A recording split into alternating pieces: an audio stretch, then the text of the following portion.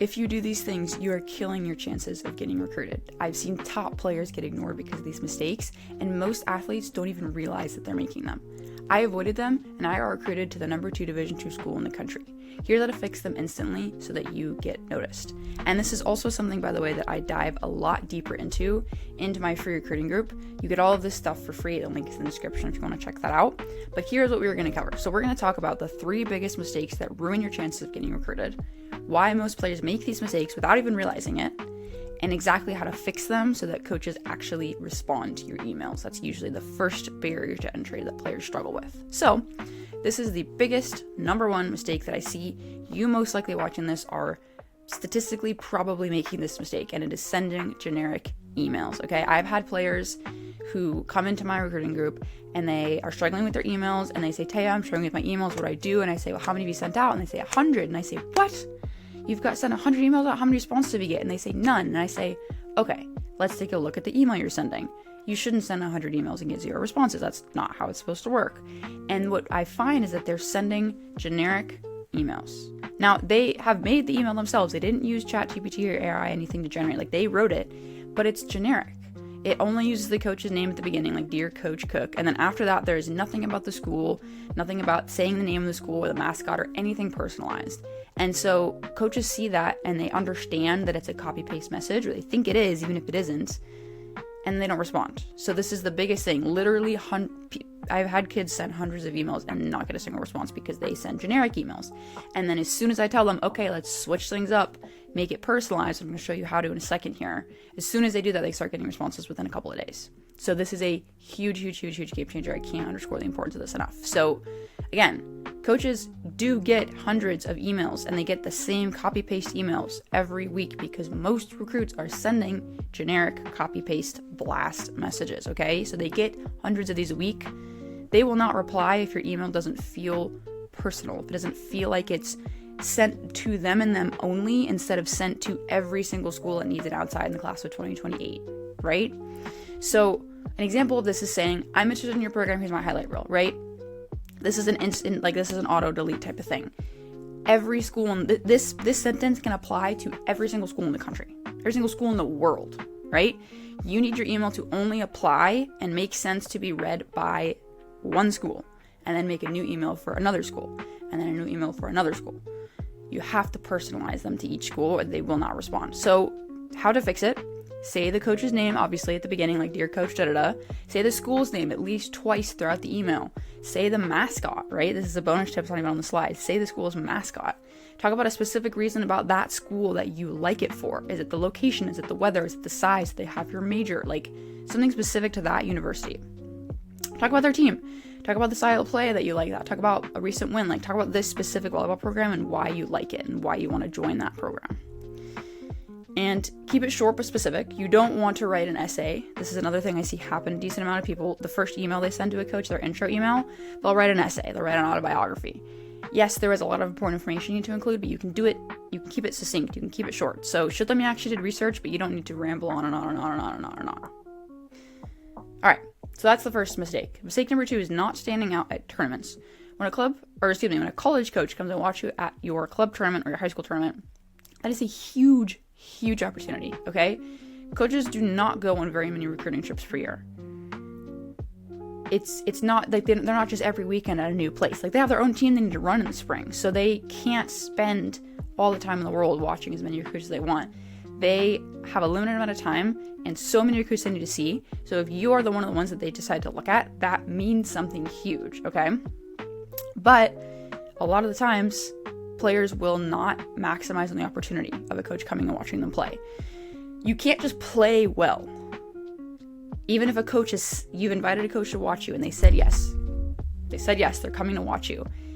You can't just play well and do nothing else. That is not enough. Coaches will watch 40 plus players within one weekend, okay? You're going to blend in with everyone else on their list if you do this. If they don't remember you, they will not reach out to you. They will not follow up with you, okay? They have so many hundreds of kids that they're trying to manage at the same time. If you don't stand out, you're just going to slip through the cracks. So here's how to fix it. Email coaches 2 weeks before and 1 week before. 2 weeks before each tournament saying, hi, I have a tournament. Here's where it is. Here's when it is. Come watch me play. 1 week before to all the coaches who didn't respond to the first email 2 weeks before saying, hi, I just wanted to check in. I would love if you could watch me play. Let me know.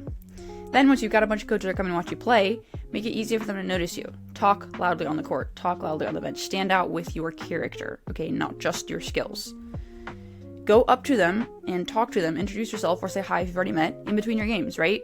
You have to talk to college coaches when they come and watch you play. It's so important to make that face-to-face, personal, one-on-one connection. You don't get that opportunity very often with recruiting. You're not going to do that with 20, 30, 40, 50, 60, 70 coaches. Like, it's going to be a small group you actually get to talk to in person. Start making that connection, building that relationship with them as soon as you can and as often as you can. And so tournaments are a great, great, great way to do this. So go and talk to them, right? Do not let them walk away without saying hi. Yes, sometimes coaches don't have enough time to stay till after your game finishes. Maybe they come and they watch you for, 5 rallies mid-set and they leave, and that's it.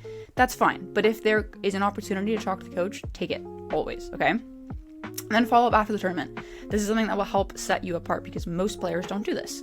So once the coach comes watch you play, whether you talk to them or not, doesn't matter. Follow up afterwards.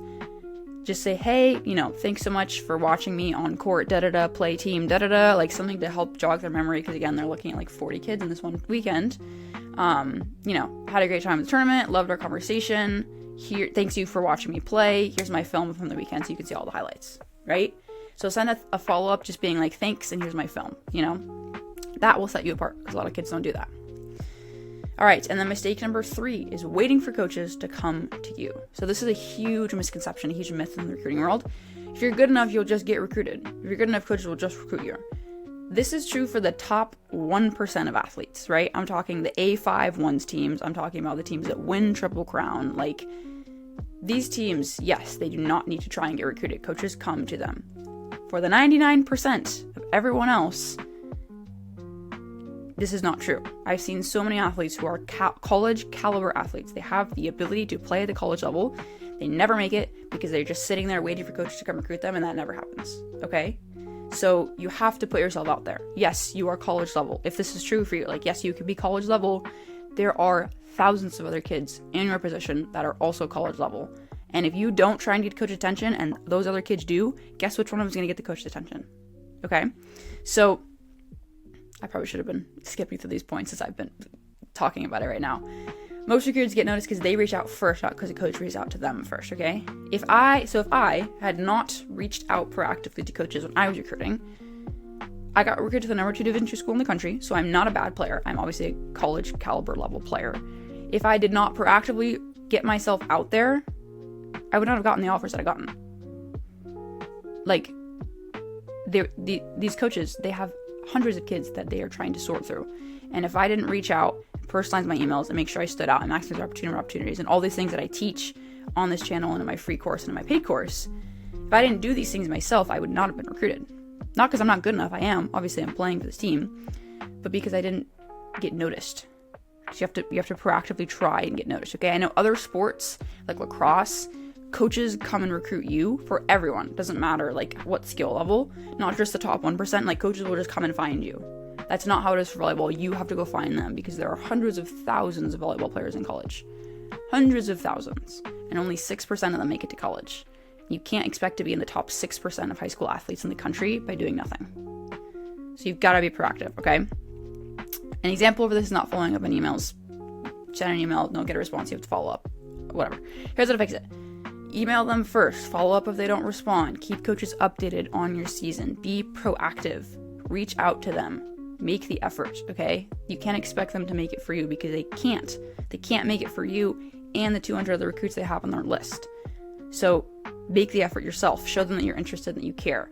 Recruiting is not about just talent. It's not even about just skill, right? It's a lot of potential. It's a lot of character. It's a lot of consistency, okay? That's a big reason that I got recruited. I did not give up on these schools. Like, obviously, if they told me, like, hey, like, they rejected me and they're like, hey, we don't have a spot for any more outsides, I wouldn't keep sending them emails. I'd move on. But I didn't let no response stop me. I kept following up with coaches, okay? And I kept reaching out and being consistent and keeping them updated, and I ended up with multiple offers and going to the number 2 Division II school in the country. So being consistent matters, okay? It matters a lot. So, in sum, If you fix these 3 mistakes, which I have now made you aware of and told you exactly how to do, you will instantly be ahead of most players, okay? Most players make these mistakes, so you can instantly set yourself apart from most players by fixing them. Recruiting is competitive, okay? Like I said, 6% of high school athletes that play volleyball make it to college. There's hundreds of thousands of volleyball players that are all trying to play in college.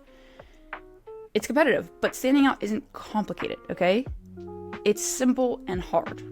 Simple doesn't mean easy. It's simple, but it's hard.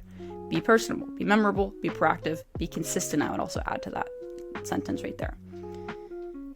It's not easy to be consistent. If it was, everybody would do it and everybody would stand out. So being consistent, being memorable and proactive, it's simple, right? Just do those things, but actually implementing on them is the hard part. That's why only 6% of people go to college, right? And so many skilled athletes get overlooked. So start making these changes now, no matter what grade you're in, okay? If you are just starting your recruiting process, sent your first emails yesterday, or you're a senior and you're freaking out because you only have a couple months to get recruited, like, it doesn't matter what step of the process you're in, this applies to everybody. Start making these changes right now and you will see way better results than what you've been changing. I guarantee it, okay? And again, if you want more information, you get all of this stuff for free in my free recruiting group. You can click the link in my description below. But other than that, click this video to learn how to get recruited, a macro view of all of the different steps you need to take that I took when I was getting recruited, to make things simple and clear, because competing is confusing. So click here to watch that, and I will catch you later.